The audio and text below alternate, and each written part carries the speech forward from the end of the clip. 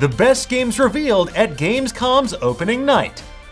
Folks, we interrupt your regularly scheduled broadcast of overthinking the Marvel Cinematic Universe and analyzing trailers for minute details to bring you the latest and greatest from Gamescom.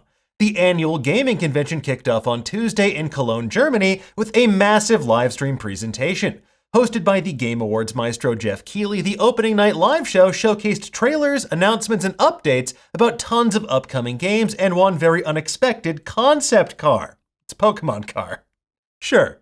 But in case you missed the live stream, we're going to separate the 6 zebras from the wheat and mix other metaphors to showcase the best games revealed during Gamescom 2022's opening night live. Okay, let's get into it, shall we? Lies of P. Easily the game my timeline was most hyped about, Lies of P dares to ask the question, what if Pinocchio was hot? More importantly, it takes familiar faces like Pinocchio, Geppetto, and Jiminy Cricket and puts them in a dark fantasy Soulsborne game that looks absolutely phenomenal. Lies of P comes out in 2023 and will be available on Game Pass on release day. Now, my only complaint is they called it Lies of P and not Elden Strings. I said Moonbreaker. In what feels like a game genetically engineered in a lab to appeal to my specific interests, Unknown Worlds, the developers behind Subnautica, made a digital tabletop strategy game. In Moonbreaker, you collect units, paint digital miniatures, then take them into battle in what looks like a Warhammer 40k meets XCOM style game. They also managed to get Brandon Sanderson to stop writing 7.3 novels per minute and pen the story behind this game. Now, the game hits early access on PC and Mac on September 29th, which coincidentally is the day I'm calling out sick, so if you're my boss, you didn't see this. Dune Awakening. Folks, things took a turn for the spicy with the announcement trailer for Dune Awakening, an open-world survival MMO from Funcom. The cinematic trailer teased ornithopters, spice harvesters, and of course my dude Shai Hulud. He's here and he's hungry. My biggest question is, will they give us a worm slider in the same vein as Conan Exile's most infamous character creation tool? Only time will tell. Unless, of course, you have prescient vision that fills you with terrible purpose, or if you just sign up for the open beta and find out for yourself. Whatever's easier. Uden Chronicles Hundred Heroes. Folks, if you find yourself longing for the turn-based RPGs of yesteryear, look no further because Uden Chronicles Hundred Heroes looks absolutely perfect. Made by the team behind one of the greatest RPG series of all time, Suikoden, the crowdfunded game offers stunning graphics and killer gameplay. My only request is that they have a minigame half as addictive as Suikoden 2's Iron Chef game, because, oh my god, I lost so many hours of my life playing that damn game, and I can't wait for this one. I'm so excited.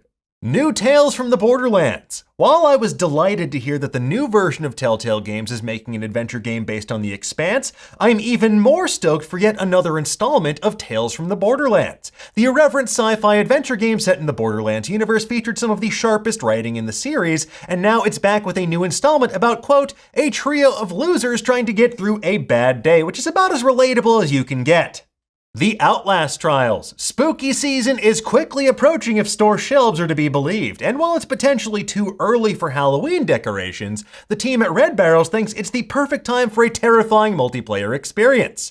The Outlast trials marks the first multiplayer entry in the Outlast series, but the trailer looks just as chilling as the single-player games. The closed beta begins on October 28th, just in case you need Halloween plans after you Irish goodbye the Halloween party you already said you'd go to.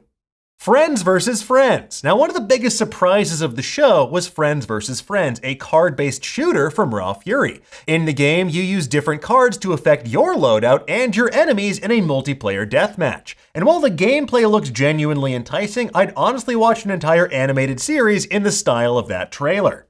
Wordsong. Something wicked this way comes, and I do mean literally because Wordsong is the first title from Something Wicked Games. It's a preternatural occult historical fantasy game, an open-world RPG coming from designers Jeff Gardner, who worked on Fallout 4 and Skyrim, and Charlie Staples, who worked on Fallout New Vegas. According to IGN, it's set in Portugal during the Middle Ages. And considering the pedigree behind this game, I can't wait to see what other terrifying treats they have in store. Where Winds Meet. Sometimes I find myself wondering if the world needs yet another open world game. But then a game like Where Winds Meet comes along and makes it too intriguing to pass up. Set in the Ten Kingdoms era of Imperial Chinese history, this action-adventure game looks like it can be for wuxia-style martial arts movies what Ghost of Tsushima was for samurai films. The Callisto Protocol. Folks, let's be real. Do I need to tell you why a space horror game from the creators of Dead Space full of murderous monsters is well worth your time? No, I don't. Just let me fast travel to December 2nd so I can play this game already and be scared out of my wits, please and thank you. Anyway, folks, there you have it. Those are the best games we saw at Gamescom 2022's opening night live. And there were plenty of other fascinating games shown, like Gotham Knights, Hogwarts Legacy, and Return to Monkey Island, just to name a few. We'll keep you posted on the biggest titles over on Nerdist.com.